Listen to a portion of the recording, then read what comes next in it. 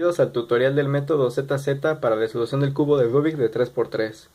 Este método es uno de los tres principales que hay para resolverlo a velocidad, siendo los otros dos RU y CFOP. Este método, al igual que los otros dos mencionados, consta de 4 pasos. El primero se conoce como EO-Line, que básicamente busca hacer una línea en la parte inferior del cubo con dos aristas opuestas. Al tiempo que se tiene esta línea, se tienen orientadas las 12 aristas del cubo. ¿Qué significa orientado? Que pueden llegar a su posición correcta usando movimientos únicamente de R, L y U. Como por ejemplo esta arista azul con rojo, podría hacer este movimiento de R y ya estaría en su posición correcta. El siguiente paso se conoce como ZZF2L. Esto busca llegar a un estado donde las primeras dos capas del cubo estén armadas.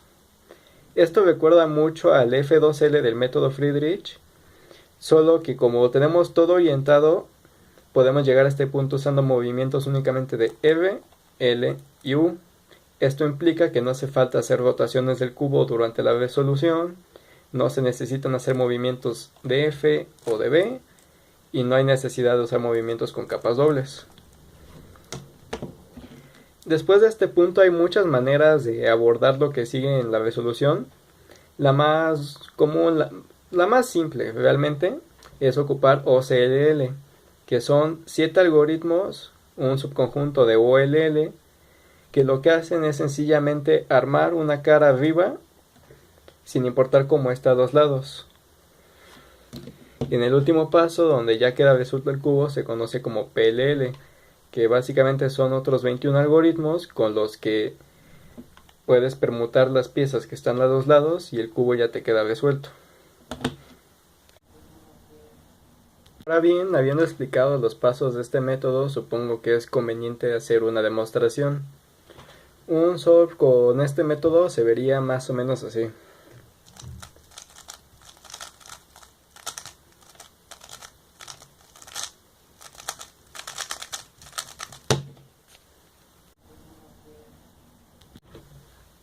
Bien, ahora les voy a hablar un poco de las ventajas de este método, más o menos porque considero que todos los cuberos deberían aprenderlo, independientemente de que se animen a ocuparlo como método principal o no. Este método fue propuesto por un señor polaco cuyo nombre no puedo pronunciar, pero cuyas iniciales son ZZ, por eso es el nombre de este método. Él lo hizo pensando en el confort. Con confort se refiere a lo que es la posibilidad, ahora es la facultad de un objeto de ser útil y de poder utilizarse de cierta manera. La manera de traducir el confort a lo que es el speedcubing, según el autor de este método, es evitar el uso de rotaciones, que como muchos se habrán dado cuenta, sobre todo si ya practican, es uno de los principales problemas que tiene el método CFOP, que es el más popular. Otro asunto fue el de reducir la cantidad de movimientos.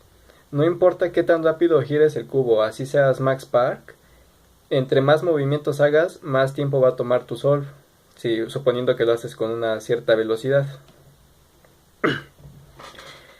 Entonces, la manera de afrontar esta situación de hacer menos movimientos se da principalmente en el segundo paso, en el ZZF2L, porque en este lo que se busca es armar bloques, más que buscar solo pares, que son como precisamente pares, dos piezas que están unidas.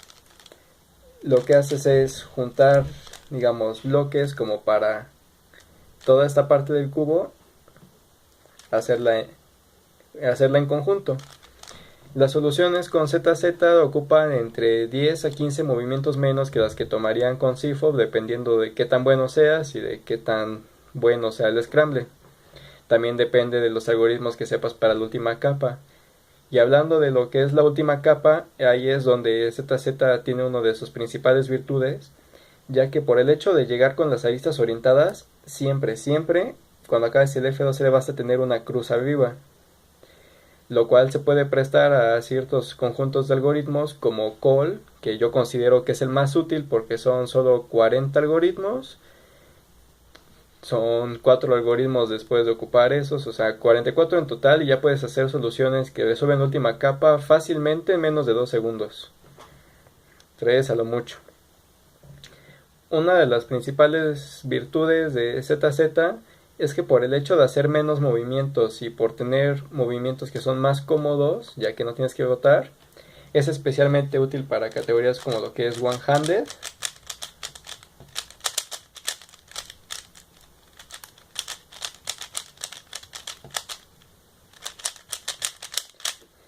o lo que sería también la categoría de Fewest Moves, la cual es mi categoría principal, mi favorita, la que me enfoco y pues por eso es bastante entendible que yo ocupe el método ZZ como mi método principal.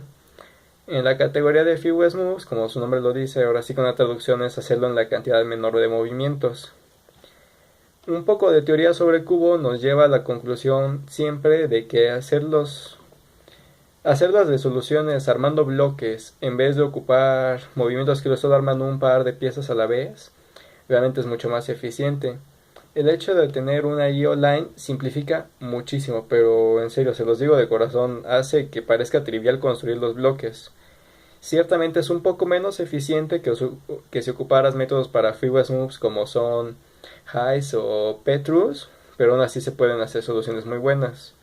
En el último torneo oficial que hubo en México, de hecho estuve muy cerca de romper el récord nacional. El problema es que como era mi primera vez compitiendo en esta categoría de manera oficial, entré en nervios y eché todo a perder, pero aún así logré soluciones decentes, quedé en podio en esa competencia.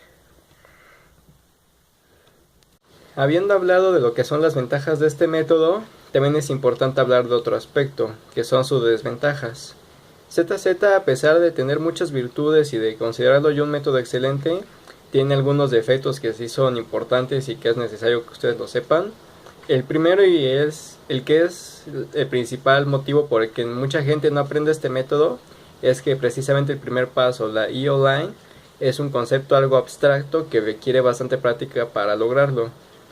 Yo en estos momentos me tomo como 5 segundos en planear una línea, lo hago sin ningún problema, pero cuando empecé recuerdo que tenía que tomarme como 5 minutos sin exagerar como para planear la línea y me costó bastante trabajo irla adaptando.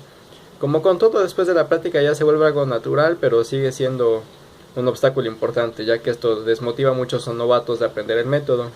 En los siguientes videos yo me voy a esforzar por aclarar lo más que pueda esta parte, pero aún así que sepan que sí van a tener que pensar un poco más. No es nada del otro mundo, pero puede que no lo entiendan todo a la primera. Es normal, a mí me pasó y a muchos nos pasó. Ahora bien, una de las desventajas importantes es que como reduces todos los movimientos únicamente a R, L y U, ciertamente es muy cómodo ocuparlos porque puedes ocupar movimientos con la muñeca, lo cual suele ser de lo más rápido, es lo que la mayoría de la gente rápida hace. El asunto es que la mayoría de los cuberos están acostumbrados a hacer todo con la mano derecha, entonces ocupar movimientos con la mano izquierda como que luego es un poco extraño, y la manera de conjuntarlos luego los lleva a hacer cosas un poco raras que ya ni saben muy bien qué está pasando, y sí toma algo de tiempo acostumbrarse a usar también la mano izquierda como con la misma destreza que la mano derecha. Otro aspecto importante es que precisamente por la manera en que se arman estos bloques, si bien se hacen soluciones con menos movimientos, luego es muy común verte en la necesidad de volver a agarrar el cubo, de reajustar tu posición. Lo mejor que puedes hacer es que siempre tu mano acabe donde empezó, porque de esta manera no tienes que volver a agarrar el cubo, o sea, no tienes que hacer cosas como estas, porque eso te quita mucha fluidez en las resoluciones. El método Friedrich casi no tiene este error porque como siempre restauran la cruz después de hacer un algoritmo de F2L, digamos, su mano siempre acaba en la misma posición que como empezó, pero con ZZ luego tienes que hacer cosas medio raras y pues es cosa de acostumbrarse. Una manera de sortear eso es a apoyarse de lo que es la mano izquierda como para hacer algunos cambios en la orientación relativa o ocupar luego el pulgar incluso, hacer finger tricks un poco extraños que toman un rato en acostumbrarse, pero esto también desmotiva a muchas personas porque son como que muy peculiares los finger tricks que tienes que usar. Y otra desventaja es que en este método tienes que pensar mucho de manera activa durante el solve. No estoy diciendo que con otros métodos no piensen, de hecho yo considero que en Ru piensas bastante más que en ZZ. El asunto es que este pensamiento se tiene que hacer durante el solve. No es como en Ru o en CFOP que puedes hacer unas secuencias ya como prefabricadas de algoritmos que solo reconoces y las haces muy rápida. Aquí sí tienes que pensar mucho lo que estás haciendo todo el tiempo, porque si te ves tentado a hacer ciertas soluciones, digamos como memorizadas, se hacen cosas bastante ineficientes. Es como por ejemplo ahorita solo estoy concentrándome en armar pares y por el hecho de no considerar las piezas de aquí en medio estoy teniendo muchos movimientos de más, me estoy complicando. Entonces para evitar eso tienes que pensar en soluciones durante el solve, pero solamente requiere de bastante poder mental, tienes que estar bastante concentrado para hacerlo bien. Cuando lo haces con una mano no hay mucho problema porque como de todos modos giras más lento el cubo hay como que más tiempo para pensar, ¿no? Pero cuando estás haciendo soluciones con las dos manos sí tienes que pensar muy rápido para que realmente valga la pena usar este método. Al finalizar este video voy a responder a la pregunta que seguramente muchos estén haciendo, que es la pregunta más común.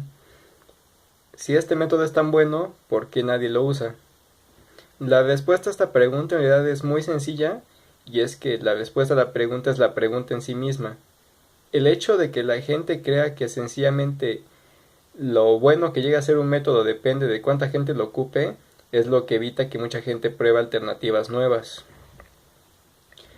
Este método realmente nunca fue muy explotado para resoluciones a dos manos, aunque ciertamente con una mano destacó bastante. El récord norteamericano muchas veces se hizo con ZZ. Ahora bien, hablando de otros métodos como Sunrule, también ciertamente, aunque se ocupa mucho más que ZZ, son muy pocos los que ocupan este método comparados con los que ocupan CFOP. ¿Y cuál es el asunto? El método CFOP se volvió muy popular por dos razones principales. La primera es que, bueno, no me lo vayan a tomar a mal porque realmente es lo que es y de hecho es una de las fortalezas mayores de CFOP, es que es una versión mejorada del método de novatos que la mayoría aprendemos, el de hacerlo capa por capa. Entonces de algún modo es muy natural pensar que si estás acostumbrado a acomodar las piezas de una capa, después la otra, lo que seguiría sería hacer las dos capas a la vez y después hacer menos algoritmos para la última capa. Algo que hizo que CFOP se volviera bastante popular fue que Felix Index se volviera tan bueno de manera oficial con este método. Una de las razones por las que él eligió CFOP es que en ese entonces los otros métodos estaban en pañales realmente. También Felix fue el primer método que realmente conoció, el que ocupaba la gente que le admiraba y entonces se animó a hacerlo. ¿Qué pasó entonces? Como Felix empezó a hacer tiempos muy buenos, motivó a más gente a ocupar este método, porque era el método que ocupa Felix. Entonces esos cuberos, que eventualmente se hicieron muy buenos, fueron animando a generaciones posteriores a aprender ese método y así se ha extendido lo que es el ciclo. No hace falta realmente hablar de lo que son métodos, sino basta estadística como tal.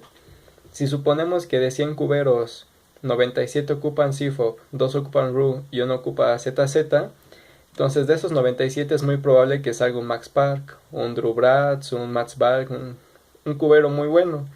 Y realmente no se debe tanto al método necesariamente, sino que son personas que a lo mejor tienen cierto grado de talento y que han puesto muchísimo empeño en lo que es el speed cubing. Entonces esas personas también motivan a nuevas personas a aprender su método porque ellos creen que es el mejor método porque es el método que quienes ellos consideran el mejor ocupa. Yo soy de la opinión de que no hay un mejor método, cada método tiene sus ventajas, sus desventajas, y yo creo que en un par de años veremos métodos que realmente son superiores a los que tenemos ahora. La creación de estos métodos implica que gente tiene que realmente esforzarse por desarrollarlos. La comunidad de ZZ y de RU en internet es bastante fuerte porque como que todo el mundo está muy interesado en buscar nuevas alternativas, maneras de mejorar sus métodos. Y entonces si hay más gente que ocupe estos métodos es mucho más probable que antes vayan a existir estos métodos con los que realmente podamos llevar las barreras del speedcubing más lejos de lo que están actualmente.